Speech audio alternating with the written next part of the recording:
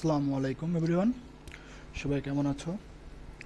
তো আজকে আমরা আইএলস রাইটিং টাস্ক 1 নিয়ে কিছু কথা বলবো। আর আমাদের রাইটিং টাস্ক 1 এর মেইন আজকে আমি যে পার্টটা দেখাবো সেটা হলো টেবিল গ্রাফ।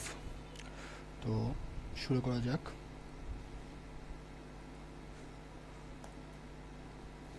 তো এখানে একটা টেবিল দেওয়া আছে। তো টেবিলে আমাদের কি কি টেবিল দেওয়া আছে? আলুর চাষ কোথায়, কতটুকু, আর এখানে পার পার্সন কতটুকু আলো খায় আর কি, মানে কনজিউম করে বা ইউজ করে, যেভাবে হোক, মানে ব্যবহার বোঝানো হয়েছে, ইউটিলাইজ।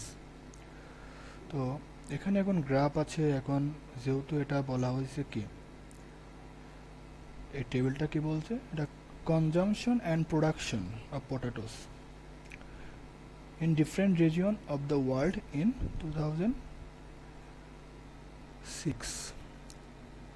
তো এখানে কি একটা একটা সময়ের কথা বলা হয়েছে।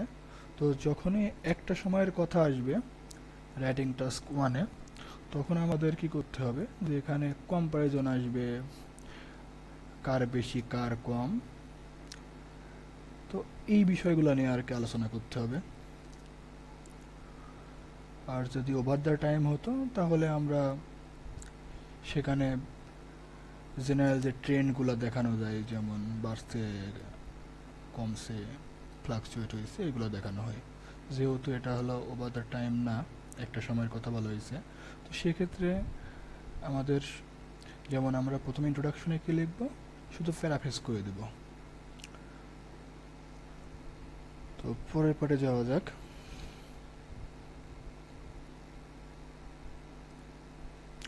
তো এখানে এই টেবিল গ্রাফের স্ট্রাকচারটা হবে এরকম যে প্যারাগ্রাফ 1-এ হবে ইন্ট্রোডাকশন, আর ইন্ট্রোডাকশনটা হবে শুধু প্যারাফ্রেজ।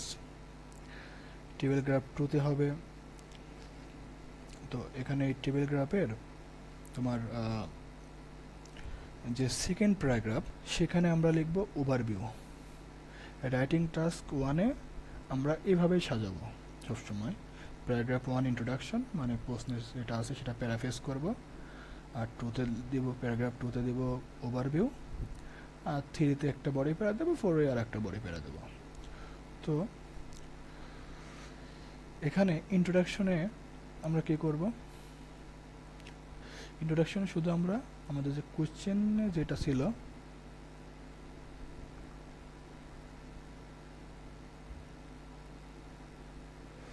এই কোশ্চেনটাকে শুধু প্যারাফ্রেজ করব। দ্য ইনফরমেশন বা table below shows, show, tables বলা হয়েছে সেজন্য শো আর কি। যে সাবজেক্ট ভার্ব এগ্রিমেন্টগুলো আমাদের মাথায় রাখতে হবে। যেখানে যদি শুধু একটা টেবিল থাকতো তাহলে এখানে দেখা লাগতো আমরা কি শোজ, শোজ থাকতো, আমরা প্যারাফ্রেজের সময় লিখতাম ইলুস্ট্রেটস, কিন্তু যেখানে হবে ইলুস্ট্রেট বা ডিসপ্লে, যেটাই হোক না কেন, সিনোনিম ইউজ করে করলা বা টোটাল স্ট্রাকচারে চেঞ্জ করে দিয়ে করা যাবে, যে যার মতো করে প্যারাফ্রেজ করবে। আর দ্বিতীয়তে আমরা কি লিখব, ওভারভিউতে, ওভারভিউতে আমরা একটা, এই যে একটা গ্রাফ, মানে এটা প্রেজেন্টেশন, একটা প্রেজেন্টেশনে আমাদের একটা প্রেজেন্টেশন স্লাইডগুলো কেমন হয়, যে বুলেট পয়েন্টগুলো থাকে, এটা আমাদের ডিসক্রাইব করতে আমাদের অডিয়েন্সের সামনে। তো এই রাইটিং টাস্কগুলো সেম জিনিস, আমাদের একটা গ্রাফ দেওয়া থাকবে, আর গ্রাফটাকে ডিসক্রাইব করা, প্রেজেন্ট করা, presentation, one kind of presentation. তো এখানে শুধু ফর্মাল ওয়েতে আমাদের উপস্থাপন করতে হবে, কোনো ইনফর্মাল কথাবার্তা বলা যাবে না, যা আছে তাই বলতে হবে, এক্সট্রা কোনো কিছু অ্যাড করার প্রয়োজন নেই বা প্রয়োজন করা যাবে না। তো এখানে যদি আমরা প্যারাফ্রেজটা দেখি, ইন্ট্রোডাকশনে কি, the two tables illustrate the per capita consumption and total production of potatoes in 5 different regions of the world in the year 2006. এত সহজে প্যারাফ্রেজ করলেও কেউ করতে পারবে, শুধু কয়েকটা ওয়ার্ডের এখানে সিনোনিম চেঞ্জ আছে। আবার কেউ চাইলে, যেমন এখানে 5 ডিফারেন্ট রিজিয়ন, সে জায়গায় দিতে পারে ওই যে রিজিয়নগুলো আছে সেগুলো অ্যাড করতে পারে। তো যে যার মতো করে করলো সেটা বিষয় না, এখন মিনিংটা ঠিক থাকলেই হলো। ঠিক আছে, এখন ওই ছোটোবেলার মতো পড়ে গেছি নদীর রচনা, মানে জার্নি বাই বোট পড়ে গেছে, আর পরীক্ষায় আসছে গরু। তো এখন শুরু করলাম কি, গরুর তো আমি কিছু জানি না, দু একটা কথা লিখে শুরু করলাম, গরু ঘাস খাচ্ছিল নদীর পারে, তারপরে আমি শুরু গেলাম নদীতে নৌকা চলে এরকম সেরকম, এইসব আবল তাবল কথাবার্তা বলা যাবে না। এখানে টু দ্য পয়েন্টে অ্যান্সার হবে, কি বলছে সেটা প্রেজেন্ট করতে হবে। মানে আর এখানে যে আমাদের যিনি আমাদের খাতাটা দেখবে তিনি যেন বুঝতে পারে আমরা কি বোঝাইছি, তার যদি বোধগম্য হয়, তাহলে একটা বিষয় আছে না যে মানে মনের কাছে ভালো লেগে গেলে সাত খুনা মাপ। তো দিন শেষে সাইকোলজিক্যাল কিছু ফ্যাক্ট আছে, তো মানুষকে ইরিটেট করা যাবে না এমন কিছু লিখে, টু দ্য পয়েন্টে লিখবে, যা আছে তাই লিখবে, শেষ, আর কোনো কথা নাই। আর ওভারভিউ তোমরা কি লিখবো, এখন ওভারভিউতে লিখবো যেমন কি ওখানে আমরা দেখলাম যে Asia produce the highest quantity of potatoes while Europe had the highest per person consumption. In contrast, Africa had the lowest consumption per person and ranked fourth in total production. আচ্ছা, এখানে আমরা ওভারভিউতে কি লিখব, মেন ফিচার লিখব, কোনো data add করব না, just main ফিচারটাকে কি ফিচারটা, আর এই ডাটাগুলাই আমরা পরবর্তীতে বডি প্যারায় গিয়ে অ্যাড করব। ওকে, তো এখানে যেমন আমরা এখানে কি লিখছি, এখানে আমাদের ছিল কি, এখানে ছিল কি যে দেখো consumption of potatoes KG per person, তো এখানে সবচেয়ে বেশি খাচ্ছে কে, ইউরোপের মানুষজন বেশি খায় আলু, যেমন আমরা ভাত খাই ওরা আলু খাই।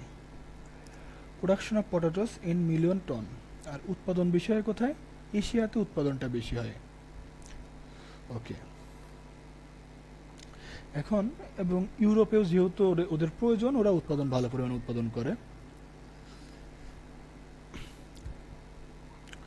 ওকে, সো আর এখানে এই জিনিসটা আমরা ওখানে উল্লেখ করছি। আর এখানে দেখো আর একটা মূল ট্রেন্ড হিসাবে উল্লেখ করছি কি, আফ্রিকা। আফ্রিকার একে তো ওরা সবচেয়ে কম খায়, আবার তাদের উৎপাদন কি খুবই সীমিত, মানে একবারে শেষ না আর কি। এই লিস্টে যারা আছে এদের মধ্যে তার অবস্থান ফোর্থ আছে, যদিও প্রায় ফোর্থ আর ফিফথ প্রায় কাছাকাছি, তারপরে ফোর্থ আছে, সেজন্য ফোর্থ উল্লেখ করা হয়েছে। কারণ কি, সেটা উল্লেখযোগ্য একটা বিষয় জন্যই ওখানে ওভারভিউতে অ্যাড করতে হবে। যেখান তার মানে কি বোঝা গেল, ওভারভিউতে আমরা সেটাই অ্যাড করব যেটা আমাদের কাছে উল্লেখযোগ্য মনে হবে।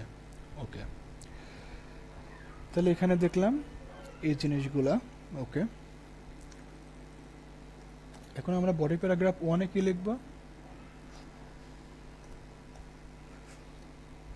ইন টার্মস অফ প্রোডাকশন, যেহেতু ওখানে দুইটা টেবিল আছে, সো আমরা চাইলে একটা টেবিলে প্রোডাকশন দিতে পারি আর একটা টেবিলে কনজামশন দিতে পারি, আর মাঝখান থেকে আমরা লাস্টের দিকে গিয়ে ওই সেকেন্ড প্যারাতে বা এই প্যারাতেই লাস্টের দিকে আমরা কিছু কম্পেয়ার করার চেষ্টা করব।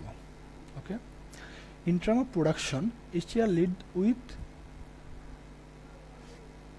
131.2 million tons, followed closely by Europe at এত মিলিয়ন টন। আমরা এখানে ডাটা অ্যাড করছি, ওখানে কিন্তু ওভারভিউতে করি নাই।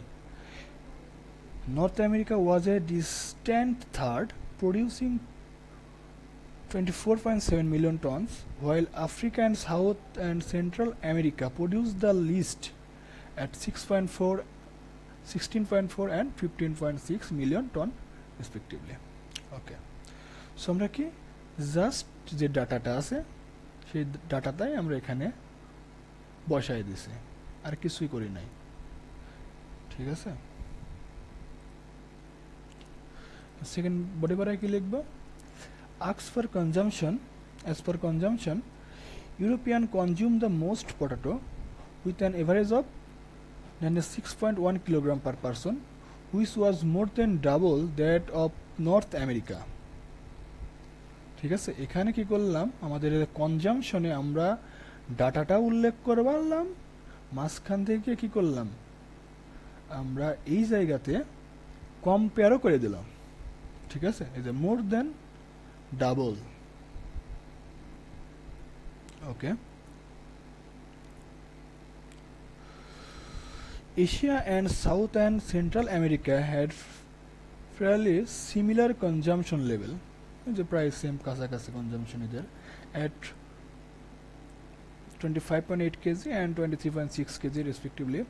Africa had the lowest per capita consumption at only 14.1 kg.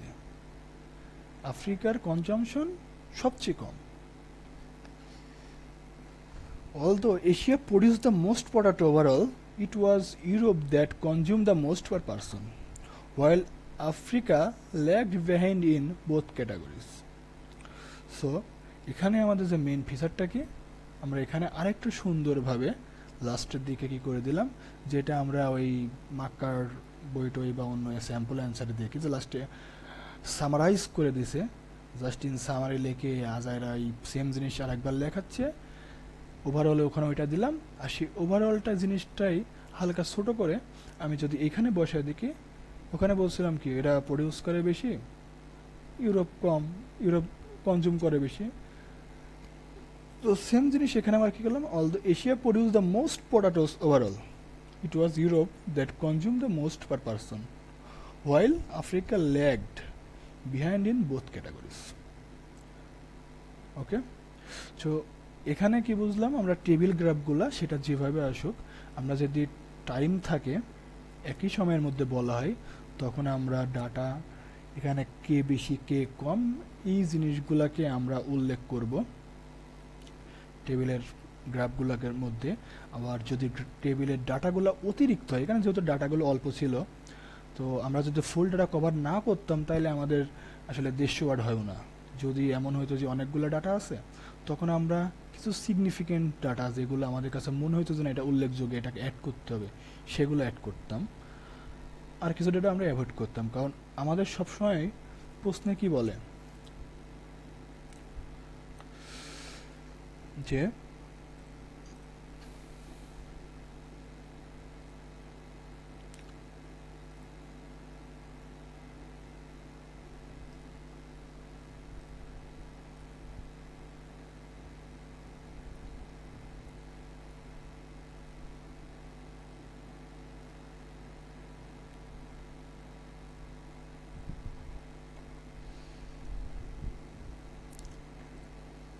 আমাদের প্রশ্নে বলা থাকে সবসময় summarise the information by selecting and report the main point আর main feature and make comparison where relevant. কোথায় প্রাসঙ্গিক সেখানে কম্পেয়ার করো, আর কি বলবে ইনফরমেশনগুলো সিলেক্ট অ্যান্ড রিপোর্ট। সো এখানে আমরা যদি সব ঢালাভাবে লিখি, তাহলে মানে এইভাবে যদি দেওয়া আছে যেভাবে আমাদের টেবিলে, ওইভাবে এক ঢালা শুরু করলাম, এটা এত এটা এত ওটা এত, কিন্তু জিনিসটাকে যদি আমাদের প্রেজেন্ট করতে হবে একটা সুন্দরভাবে, যেন মানুষের বোধগম্য হয়, কারণ এটা হলো একরকম প্রেজেন্টেশন মনে করতে হবে। তো প্রেজেন্টেশনে কিন্তু কি পয়েন্টগুলো আমরা প্রেজেন্ট করি স্লাইডে, এবং আমরা যখন স্পিচ দিই তখন সেটাকে আমরা ডিসক্রাইব করি। তো এখানেও বিষয়টা সেম, শুধু নিজের মতো করে ডিসক্রাইব করতে হবে। এখানে কোনো এই ট্যাম্পলেট ওই ট্যাম্পলেট এগুলা দেখার কোনো প্রয়োজন নেই, কোনো কিছু ফলো করার প্রয়োজন নেই, নিজের মতো করে জিনিসটা বুঝে পড়লেই সম্ভব। সো এই তো গেল আমাদের রাইটিং টাস্ক 1-এর এই টেবিলের বিষয়গুলা। এর সাথে আমরা যদি ওভার দ্য টাইম না হয়, একই সময় ডাটা উল্লেখ থাকে, তো আমরা কি করব এটাও বুঝলাম। তো আগামী ক্লাসে অন্য কোনো বিষয় নিয়ে আসবো। সবাই ভালো থাকবে, আর নিজের দুর্বলতা নিজে খুঁজবা, নিজের স্ট্রং জোন নিজে খুঁজবা। এখানে কারোকে ফলো করার দরকার নাই, কাউকে অনুকরণ করার দরকার নাই।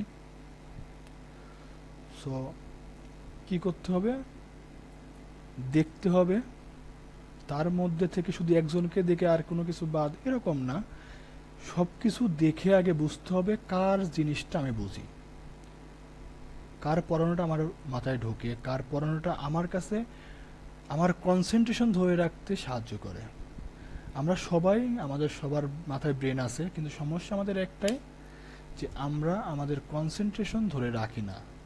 কিন্তু এমন না যে আমরা কনসেন্ট্রেশন ধরে রাখতে পারি না, আমরা মজা পাই না, সমস্যাটা হলো এটা। সো আমাদের কার কথায় কার বোঝানোতে আমরা মজা পাই সেই জায়গা যাইতে হবে, সেই সোর্সটা বের করতে হবে। সো তখন থেকেই তুমি উন্নতি শুরু করতে পারবা। আর গাইডলাইন সবসময় আমরা তারই মানে যারে আমি সম্মান করি, বা আমার যাকে মনে হয় যে না এই যে কথাগুলো বলে ভালো, বা এই জিনিসটা আমার ভিতরে সেট করা, এটা হিউম্যান নেচারের মধ্যে পড়ে। সো নিজেকে জানো, নিজেকে বোঝো, অন্যকে অনুকরণ নয়, অনুসরণ নয়, অন্যের থেকে দেখো, নিজের মতো করে নিজেকে জানো, নিজের মতো করে নিজে পড়ো। সবাই ভালো থাকবে। খোদা হাফেজ। আসসালামু